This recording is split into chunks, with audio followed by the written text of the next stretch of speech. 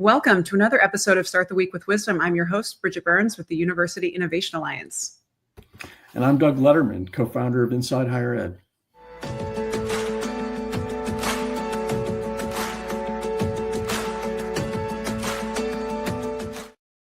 Each week, we bring you a short, uplifting interview with a leader in the field that we think you should be listening to. And we always keep it light and positive and focused on leadership. So that's why we call it Start the Week with Wisdom.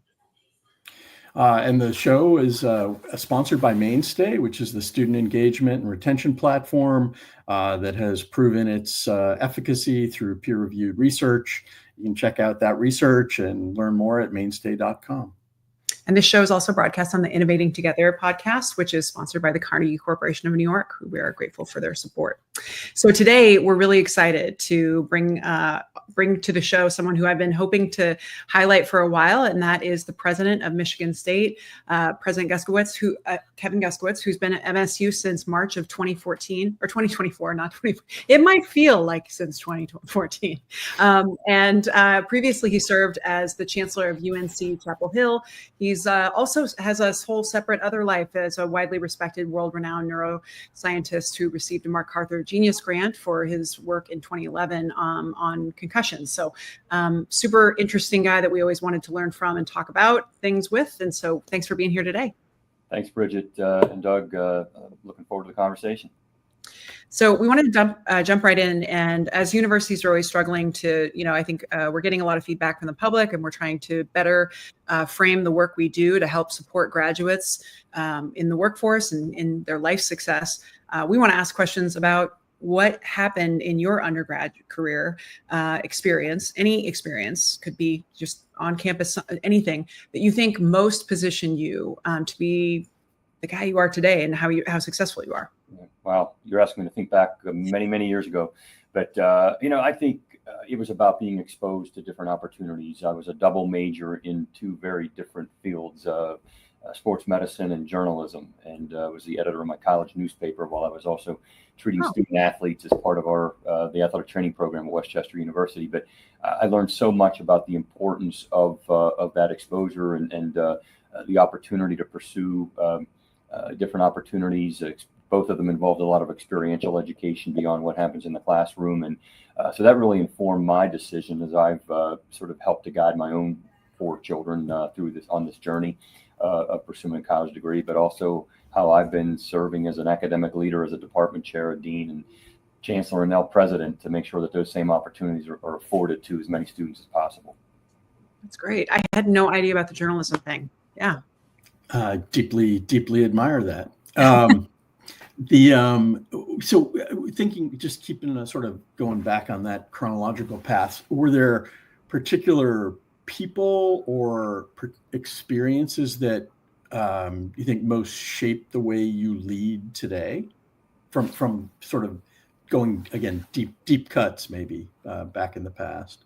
Sure. I mean, probably some of that started in my undergraduate years. I had a mentor, Phil Donnelly, who sadly just passed away a few years ago at Westchester University, but he always emphasized the importance of being curious and always ask why, not just take for granted what a professor says in front of the classroom as being a fact or necessarily true, but to challenge and ask why. So I've always sort of operated in the same way. That I've always said, I was once asked, what's your I was in an interview, I think with a reporter from the New York Times after I had received the MacArthur Award, and they said, what's your favorite word? And I said, why? And they said, well, because I want to know. And I said, no.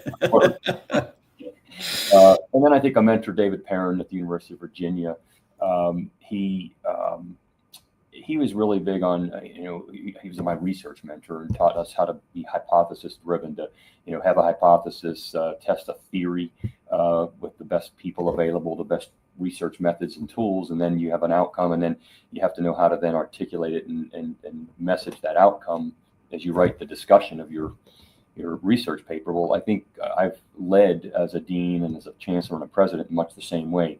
I think it's a hypothesis-driven approach with a theory and idea to where you have to come down on a decision. And as presidents, we have to make tough decisions, but I do it through a hypothesis-based approach. And test it with really good people surrounding you. If you got to have that team around you, and then comes that's the science part. Then there's the art part of communicating that decision and being able to defend it and bringing everybody along and aligning them along with that decision. That's awesome. So building on that, it's unusual, I think, for presidents to be, there are lots of presidents who have had other careers prior, but yours is, most people wouldn't feel like they need to move on to leading a university. In addition to, you could have just stayed in the lab and continued to advance the kind of work you were doing.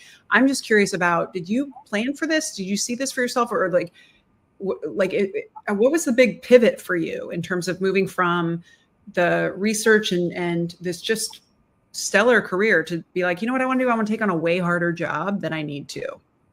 I think it's been around much again, like my research in sport-related concussion. It's about finding solutions and opportunities on the other side of every challenge. And that's what we did when we helped to build out the concussion protocol for the NCAA and the NFL. This was about, trying to protect athletes in sports such as football and hockey and lacrosse, and that where many people are saying that we should ban these contact sports. And I'm like, no, that's not the answer. Let's find a solution. So same way in higher ed. We've got a lot of challenges, and we're faced with tough decisions every day. And so I think it gets back to the hypothesis-driven approach. And I love trying to solve problems, but creating opportunities out of them. And it keeps me energized. And so I'm really enjoying it. I love my time at UNC Chapel Hill and learned so much there that I've been able to bring here to Michigan State University, where higher ed has sort of a set of common challenges that we're faced with as university presidents. But then on our own campuses, we have our own unique challenges. But it's been a great first roughly 17 months, and we're finding a lot of opportunities on their side of the challenges. Were you always a problem solver as a kid? Like this idea that you just, when you see a problem, you want to dive in on it. I'm just like, where'd that come from? My two younger sisters might disagree with me, but of course, I took on leadership roles even in high school. I was even though I was a student, I was an athlete, but I also was a student body president. Was the editor of my high school newspaper. So I always wanted to. I always found myself in a leadership role. Most often because somebody was tapping me to go at it and give it a shot. They saw something in me that inspired me then to move on into that role. So I think, I probably have taken, even as a youngster, my mom said I would be the one that was trying to solve the little nitpicking argument or fight in the sandbox at the playground. So I don't know. The sisters probably thought you were a problem creator. If like most. You seem like a really hard brother to have. You're very I have a very exceptional brother. I'm like, this is good. This, it's not probably the funnest. Yeah. You already sort of addressed it, probably at least a part of this by all the good talk about the hypothesis approach. But how much overlap do you sense, and what are they in the sort of skills that you use to excel in the research world and that are, have you thriving and keeping up the fight in administration? Are there things beyond that hypothesis approach are there sort of actual traits of yours that you think?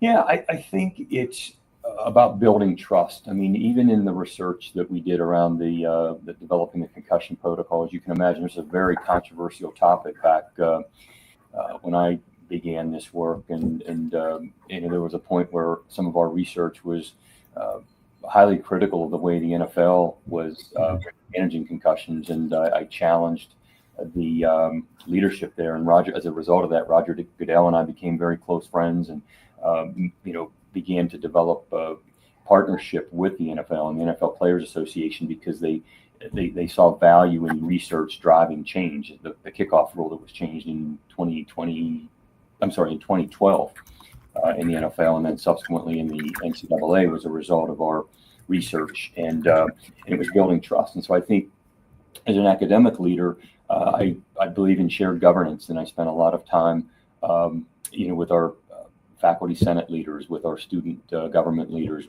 and then those that I report to, our board of trustees. And to me, it comes down to one word. I think whenever things break down in any enterprise, it's about a lack of trust. So if I could place emphasis on one thing, it's building that trust, and I learned how to do that through my research career, and carried that right over into my academic leadership positions. This moment is very unique in higher ed. We do a lot of nothing but curveballs every day, all day. Curious if there's anything that you're learning or thinking about now that is helping you navigate the constant changing and switch ups in higher ed. Like it's part as a leader, but also just as a professional. Like, how do you keep your head able to navigate that much complexity in are you like a hardcore meditator or something? Well, I mean, I'll say that I start off every day with some form of exercise, mostly running, either out running around the campus. I got a small running club, or running on the treadmill if it's too cold or too hot outside. But so that's really important for me. I tell people all the time that work alongside me that if you make sure you take care of your own health, your family, your faith, those three things come first. Prioritize them however you'd like, and if you get those right, that fourth priority, that being the job at hand, you're going to knock it out of the park. And I have to live that same way in order to be able to message it, in a meaningful way to those that work alongside me. But these are challenging times. I mean, I wake up many mornings saying, what hammer's going to drop today, and how am I going to have to? I think I'm going into the office, going to work on A, B, and C, and I end up working on D, E, and F by 10 o'clock because of some of what's happening. But I think we really have to articulate a strong case for higher education, for the partnership between the federal government and our America's leading research universities. I've written a few op-ed pieces on this, and I've spent more time on Capitol Hill in the last 6 months than I have probably in the last 3 or 4 years total. And I think we're beginning to make some progress there. That partnership's really an important one. And then I think more locally, we have to be sure that the taxpayers for a public university like ours, and all of those that are part of the University Innovation Alliance, we have to be sure that there's a good ROI on taxpayer dollars and those that are attending our great universities. And I'm working really hard at that. That's great. I guess we'll head to the last question, but on that, we're always talking about like when people feel like college was worth it. Is there a distinctive moment for you that you recall experiencing where you were like, man, maybe it was right out of college, or maybe it was shortly after, where it was like, wow, that was totally worth it? Like, is there a distinctive experience or moment or like thing that you think about when you think about what was ROI for you? Yeah, well, it might have been working in a warehouse at a pharmaceutical company during I think the summers between my sophomore and junior year and junior and senior year, where I said, I am going to pursue this college degree, is going to be more important, because I saw, working alongside incredibly hardworking individuals, but that had not pursued a college degree, that inspired me to say, I've got to get this degree. And then I think during college, I think I was really fortunate to be around some real motivators, people that I have tried to emulate in many ways throughout my teaching career. And I still say that people say, "Where's your favorite place on campus?"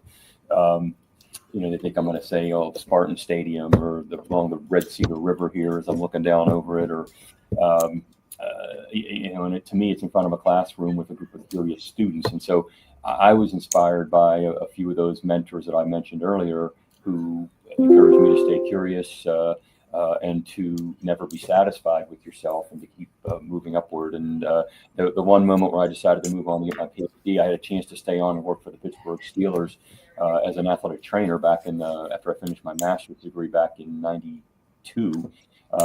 And at the same time, I had been offered the opportunity to go to University of Virginia to pursue my PhD in sports medicine. And that mentor from my undergrad years said to me, "It's never going to be any easier to go get that advanced degree now than it is now." And fortunately, I took that advice. That was a pivotal moment for me, and thankfully I did it. Mm-hmm. Speaking of advice, we tend to wrap with a question about sort of what the best advice you've gotten that sort of most influenced and from whom, if you want to name the person, but was there a single piece of advice or a single sort of bit of guidance that sort of most set you up for where you are? I probably, Doug could probably give you 3 or 4 of these, but the one that sort of has landed me into a university president's role would be one that a good friend and one of my predecessors at UNC Chapel Hill, Holden Thorpe, who you probably know well. Yep. The day before I accepted the role as the interim chancellor at UNC Chapel Hill, when Carol Folk decided to step down, I made a couple phone calls. One of them was to Holden, and he at that time was I think he was still at WashU and maybe pivoting over to his role at Science as editor. But he said, the logical thing would be to probably say no right now. You're doing such a great job as a dean, and your research is still, thriving. But these are illogical times. So maybe not the logical thing to do, but these are illogical times. And I think you're the right person to do it during these illogical times. And so, that was a fun way of saying you're up for this challenge. You can do it, and you'll do it well. And it put me into that role that I might not have. I might still, who knows what I might be doing had I not done that. And then 5 really good years there, and we sort of righted the ship there and worked through some challenges, and now I'm really enjoying doing the same thing here at Michigan State. And these continue to be unusual times. So that you are perfectly prepared, and that advice transcends. Well, thank you so much. It's been a real pleasure. Doug, as always, you're an excellent co-host. We're always so happy when you can come back. Kevin, thank you so much. It's really been just a pleasure to get to know this other side of you. I had no idea about the journalism piece. This is a whole new angle. And for those of you at home, we look forward to catching up with you next week. Take care. Thanks so much.